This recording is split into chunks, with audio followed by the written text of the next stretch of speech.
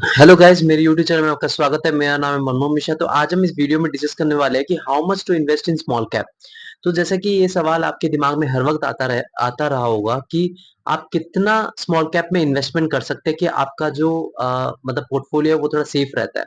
तो हम इस वीडियो में पूरा डिस्कस करने वाले हैं। तो मैं चैनल को सब्सक्राइब जरूर कर दीजिएगा, मैं इस वीडियो लाता रहता हूँ। तो चलिए शुरू करते हैं। देखिए, जब मैं स्मॉल कैप फंड की बात करता हूँ तो यहाँ पे मैं आपको टोटल 5 पॉइंट बताऊंगा जिसको आप कंसिडर कर सकते हैं। तो ये 5 पॉइंट के बारे में डिस्कस करूंगा। लास्ट में आपको टिप्स दूंगा कि आप कैसे इन्वेस्टमेंट कर सकते हैं स्मॉल कैप फंड में कि आपको अच्छा खासा प्रॉफिट मिलेगा और आप रिस्क से भी बच पाएंगे। तो चलिए शुरू करते हैं। सबसे पहला जो पॉइंट है वो है रिस्क टॉलरेंस। देखिए, जब आप स्मॉल कैप फंड में इन्वेस्टमेंट करते हैं तो आपका रिस्क टॉलरेंस बहुत ही मतलब हाई रहना चाहिए, क्योंकि आपको मार्केट जो है बहुत ही वॉलेटिलिटी आपको फेस करनी पड़ती है। आपने एक स्मॉल कैप फंड में इन्वेस्टमेंट कर दिया, आप देखेंगे तो आज आपको 20% तक डाउन दिखेगा, तो अगले दिन आपको 20% प्लस दिखेगा।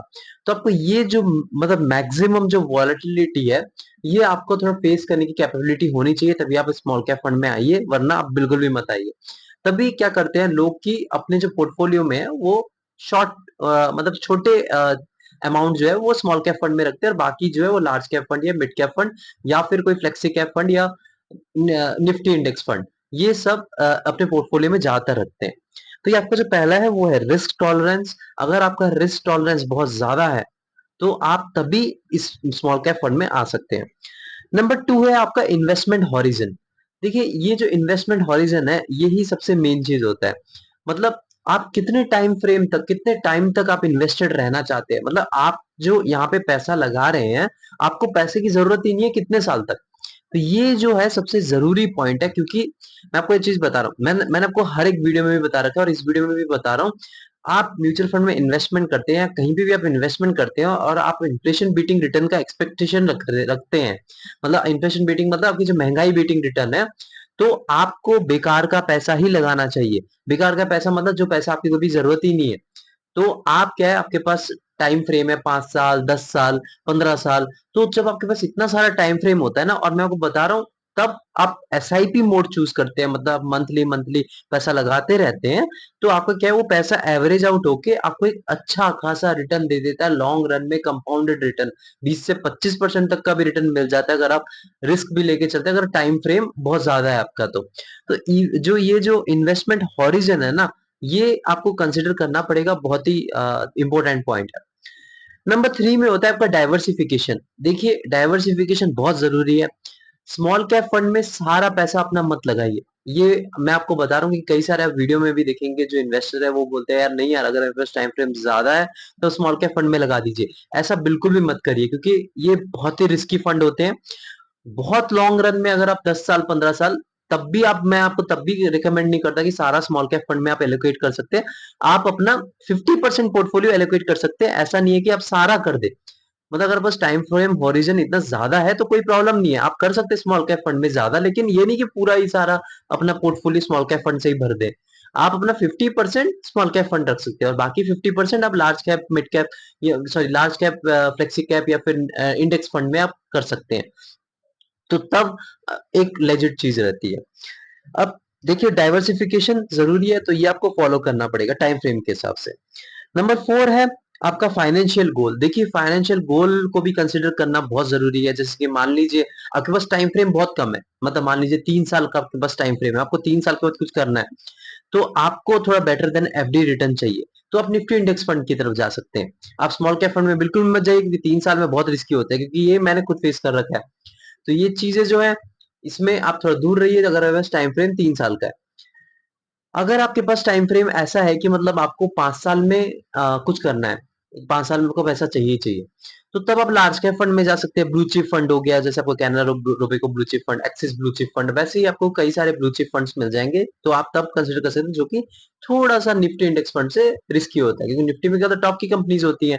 इसमें क्या है, टॉप की कंपनीज होती है, लेकिन साथ साथ 10 से 20% छोटी कंपनीज के भी शेयर्स होते हैं। तो होता क्या है कि इससे थोड़ा सा आपको रिटर्न एक्स्ट्रा जनरेट होता है, क्योंकि थोड़ा रिस्क ले रहा है तो थोड़ा रिटर्न भी थोड़ा जनरेट हो रहा है, आपका टाइम फ्रेम भी वहां से 5 साल बढ़ रहा है। अब मान लीजिए आपके पास ऐसा फाइनेंशियल गोल है कि आपका 7 से 10 साल तक आपको आप वेट कर सकते हैं, तो तब आप फ्लेक्सी कैप फंड या फिर मिड कैप फंड की तरफ जा सकते हैं, क्योंकि आपके पास टाइम फ्रेम 7 से 10 साल है। तो अब तब उसमें आपका मेजर एलोकेशन उन पे कर सकते हैं, मिड कैप फंड में।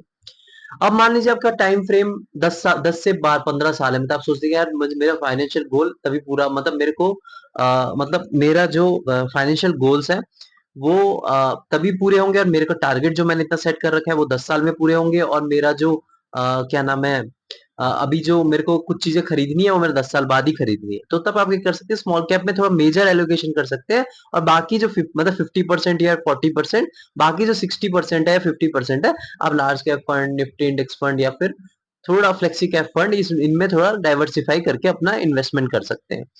तो ये ओवरऑल चीज है। लेकिन हाँ, मैं आपको ये भी चीज बता देता हूँ कि देखिए, आप जब निफ्टी इंडेक्स फंड में करते हैं या लार्ज कैप फंड में करते हैं, तो आपका जो ये दोनों है ना, इन दोनों में से अगर आप एक चूज करें तो ज्यादा अच्छा रहेगा, क्योंकि ये जो होता है इनके पोर्टफोलियो थोड़ा ओवरलैप हो जाता है, बहुत ज्यादा ओवरलैप हो जाता है, तो इन दोनों में से आप एक कंसिडर कर सकते हैं। दोनों करेंगे तो थोड़ा सा ओवरलैप आपको फेस करना पड़ेगा, ओवरलैप अच्छा नहीं होता। डाइवर्सिफिकेशन अच्छा होता है, लेकिन ओवर डाइवर्सिफिकेशन, ओवरलैप, ये चीज अच्छी नहीं होती। अब नंबर 5 होता है, वो है current market condition. Current market condition ये आपको कंसिडर करना जरूरी है जब आप स्मॉल कैप फंड में इन्वेस्टमेंट करते हैं। देखिए, स्मॉल कैप फंड में जब आप इन्वेस्टमेंट कर रहे हैं तो आपको मार्केट के जो ट्रैकिंग करना थोड़ा बहुत जरूरी हो जाता है। देखिए, अभी जैसे कि मैंने आपको एग्जांपल ले लीजिए, जैसे मार्च महीना में एक स्ट्रेस टेस्टिंग की न्यूज आई थी, मतलब गवर्नमेंट ने क्या कहा था कि यार जो स्मॉल कैप फंड है और मिड कैप फंड है उनमें बबल क्रिएट हो रहा है, बबल मतलब बाहर बाहर से बबल दिख रहा है, लेकिन मतलब अच्छा खासा इंटरेस्ट दे रहा है, लेकिन अंदर से एकदम खोखला है, जैसे बबल होता है। तो इस चीज के लिए उन्होंने स्ट्रेस टेस्टिंग शुरू की थी, कि मतलब लिक्विडिटी चेक करने के लिए, अमाउंट लिक्विडिटी चेक करने के लिए।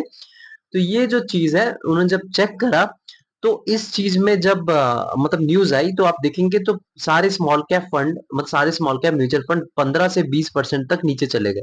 तब एक बार एक छोटी सी न्यूज से 15 से 20% नीचे चले गए, और मैं को बता रहा हूँ म्यूचुअल फंड में 15 से 20% बहुत ज्यादा होता है। तो तब क्या है कि आप लमसम कर सकते हैं मार्केट कंडीशन देख के, कि भाई यार अभी तो मार्केट नीचे चली गई और ये टेम्पररी बेस पे गई है। जब स्ट्रेस टेस्टिंग पूरी हो जाएगी उसके बाद मार्केट अप होगा। ये चीज मैंने भी किया, तब मैंने लमसम किया, और मैं को बता रहा हूँ अभी विद इन 1 और 2 मंथ्स में मेरे को अभी 15% तक का रिटर्न मिल रखा है।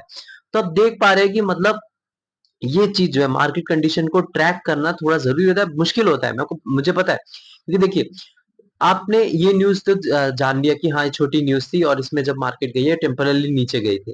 लेकिन कभी-कभी बड़ी न्यूज़ आ जाती है, जैसे फाइनेंशियल क्राइसिस के रिलेटेड, कभी फॉरेन कंट्रीज़ में भी बहुत ही प्रॉब्लम चल रही है, फाइनेंशियल रिलेटेड, महँगाई बढ़ रखी है। तो उस चीज़ में क्या है कि जब मार्केट नीचे जाता है, आप थोड़ा डर जाते हो, मतलब आपको पता नहीं चलता कि यार अभी लगाना चाहिए या नहीं लगाना चाहिए। तो उस चीज़ को भी आपको थोड़ा कंसीडर करना चाहिए। ये थोड़ा-सा रिस्की हो जाता है, तभी इसमें आप लमसम कर सकते हैं। सबसे ज़्यादा सेफ रहता है कि कम अमाउंट में सम स्मॉल कैप लिए और अपना एसआईपी करते रहिए। और जब मार्केट थोड़ा सा ज्यादा डाउन जाए, मतलब 20 से 25%, तो वो आप थोड़ा सा लमसम करिए, नहीं कि सारा पैसा लमसम में लगा दिए। मान लीजिए आपके पास अभी 50,000 रुपए लमसम के लिए, तो 10 से 20 हजार रुपए लमसम उसमें कर सकते हैं, बाकी 30,000 रखिए, या फिर आप कोई दूसरे में लमसम कर सकते हैं, स्मॉल कैप में मत करिए। तो इस हिसाब से ये एक प्रॉपर प्लानिंग और स्ट्रेटेजी बना के आप इन्वेस्टमेंट कर सकते हो, कि सारा पैसा स्मॉल कैप फंड में मत लगाइए, बहुत रिस्की होता है। अब लास्ट में मैंने आपको टिप्स के बारे में बता दी थी। देखिए, अगर आप कंजर्वेटिव है, मतलब आप ज़्यादा रिस्क नहीं लेना चाहते, तो आप सिर्फ 10 से 15% तक अपना स्मॉल कैप फंड में इन्वेस्टमेंट करिए, ज़्यादा मत करिए। आप थोड़ा-सा एक्स्ट्रा रिटर्न जनरेट कर सकते हैं। लेकिन स्मॉल कैप फंड में इन्वेस्टमेंट करना ज़रूरी है, ये मैं आपको बता देता हूँ। भले ही छोटा पोर्शन करिए, अपना पोर्टफोलियो का 10%, 15%, 20%, अगर आप रिस्क कम लेते हैं तब भी करिए। नंबर 2 में आ गया, अगर आप मॉडरेट रिस्क टेकर हैं, मतलब आप ज़्यादा रिस्क नहीं लेना चाहते कि कम रिस्क नहीं लेना चाहते, मतलब एकदम बीचों-बीच है। तो तब आप अपना जो पोर्टफोलियो है 20% तक का एलोकेशन स्मॉल कैप फंड में कर सकते हैं। और अगर मान लीजिए जो थर्ड पॉइंट में आता है, वो आप ज्यादा रिस्की या एग्रेसिव वे में चलना चाहते हैं, तो तब आप 30 से 35% तक का स्मॉल कैप फंड में लगा सकते हैं, उससे ज्यादा नहीं। मतलब आप अगर बहुत ज्यादा रिस्क टेकर है, ये नहीं कि तब भी आपने 100% पूरे स्मॉल कैप फंड में लगा दिया, ऐसा कभी मत करिएगा। अगर आप मॉडरेट रिस्क टेकर है, मतलब सॉरी, अगर आप ज्यादा रिस्क टेकर है, तब भी आप 30 से 35% तक का ही अपना स्मॉल कैप फंड में एलोकेट करिए। तो ये ओवरऑल मेरा जो ये था, अगर आप खुद रिसर्च करके इन्वेस्टमेंट करेंगे तो ज्यादा सही रहेगा। और मैंने आपको ये बस सजेशन दे दिया कि ये जो चीज मैंने फेस कर रखी है, और मैं आपको वो चीज एक्सपीरियंस के तौर पे बता रहा हूँ। तो मेरे चैनल को सब्सक्राइब कर दीजिए, मैं ऐसी वीडियो लाता रहता हूँ। Thank you.